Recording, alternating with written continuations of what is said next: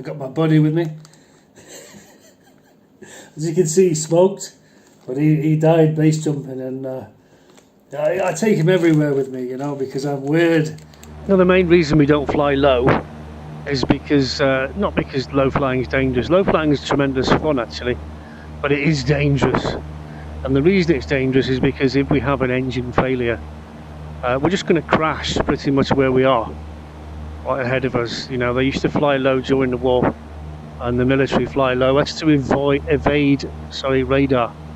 We don't wish to evade radar. We don't need to do it in a light aeroplane. So flying low is considered to be reckless, okay, because you are endangering yourself, the aircraft, and others on the ground. The higher you are, the more time you've got to think about what's going on and to react. Now, I've set the wind in. The wind's 240. It's sort of westerly, okay. So I've put it on my heading bulk, although I can't rely on that because once the engine dies, like I said before, that will conk out. I'm going to have to go off my compass. But I've got it in my head. It's westerly today. We're over mountains at the moment. We are south of Inverness. That's behind us. It's possible to glide back most of the way, I suppose, to Inverness, but maybe not. Depends how high we got, how much altitude we've actually got, to how far we can glide. Obviously at 70 knots, that's our best glide angle. So I'm up at 5,000 feet now. We'll do a Trevor. I think that was what the guy. No, I can't mention the guy's name. We just jump out, whee, fall to the ground at the plane. Who cares where it crashes? You know, it might cause a bushfire or whatever. The point I'm making is if you've got height and you've got an aeroplane that can glide a long way, there's absolutely no need to bail out and just let it crash. That would be really, really stupid. Well, irresponsible is the word. Okay, so boom. Ah, there we go again. Engine failure. So no. So I'm going to flick the key. I'm going to try and move that a bit.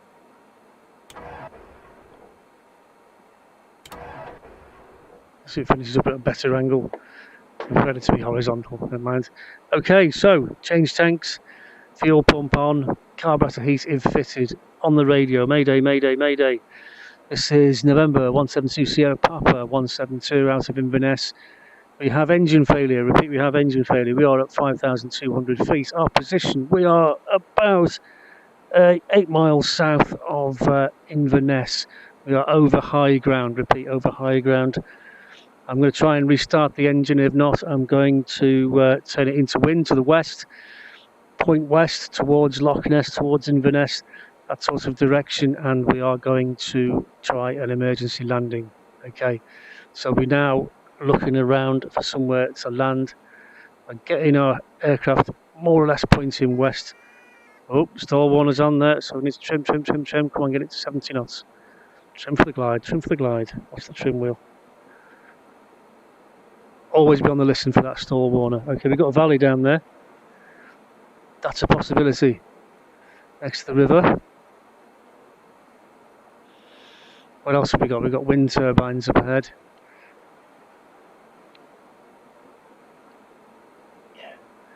What's our altitude now? 4,500 feet. I'll be giving as much information to air traffic as I can. I could put a squawk code in there. They could say, what's your squawk? I could put a squawk code in there. Explain more about that on my 172 course. I could even give them longitude and latitude. If I've got it on the GPS there, I can get that up. Where am I? Here I am. This is my location. I'm heading west from there, and I'm currently at 4,000. It all helps the rescue people find you quicker, because you might be injured when you get down, and it would be nice if the rescue people could come and find you quite quickly. Okay, so I like the look of this valley. I'm going to have a better look at that. There's a nice green bit there, look. Next to that bend. There's three nice green bits. So I think that would be a good option. Although the tops of any of these hills really are push. So I'd tell them now, I'd get onto air traffic, if I'm still talking to them, I'll say, right, I am overhead a river, I'm heading south again, and there's a river winding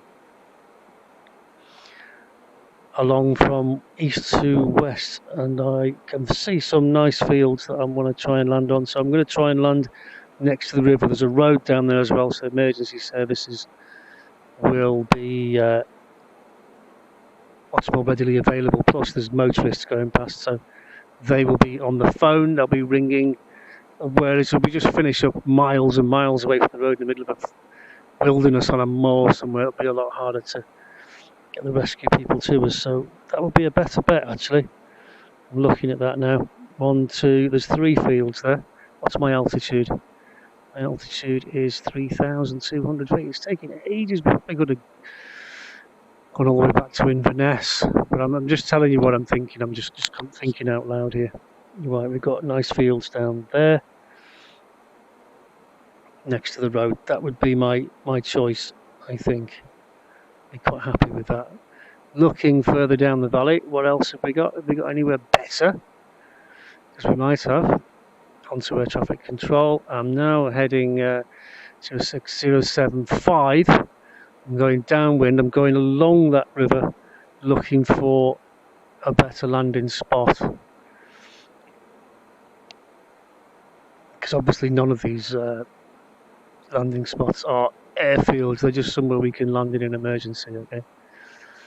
So I'm going to turn when I get to that green bit down there on the bend. I'll start making my way back this way, looking for a better spot each time.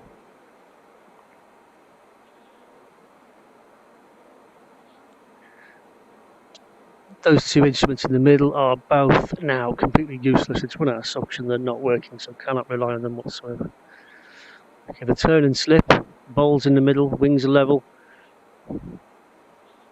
Well, I know that because I can see outside.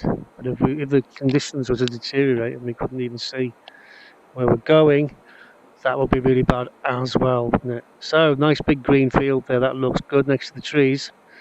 Altitude, 2,200 feet now.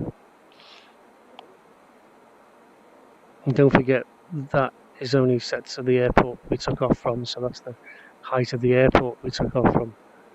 This is up in the hills here. I didn't put them down. Stop that. Sometimes that just does it on its own, I don't know why. Right, okay, I've decided that's where we're going to go. So we need to get a bit of a run at it.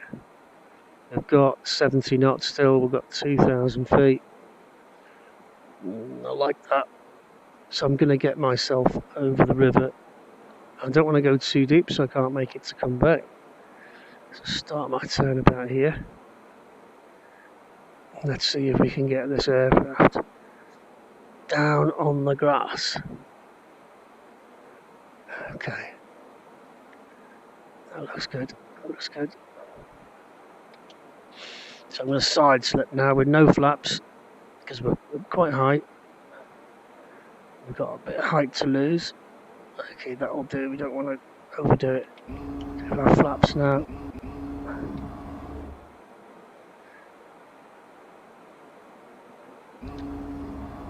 Okay, we've got full flaps now.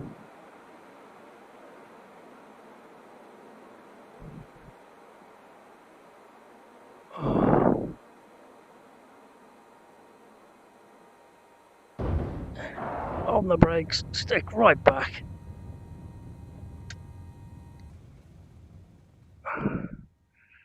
We are down, we didn't need to parachute after all, did we? Now we can get our phone out, and if we've got any reception we can, because we probably won't be able to radio the airport from here because the hills are in the way, so what we need to do now is inform the airport of our situation. Aircraft is down, everyone's safe, and we have safely landed, and as best we can give a location. The emergency services will obviously arrive just to make sure we're okay. Thanks for watching. I want to mention my sponsors. It's Lillet Tampons. Okay, for when you bleed and you feel the need.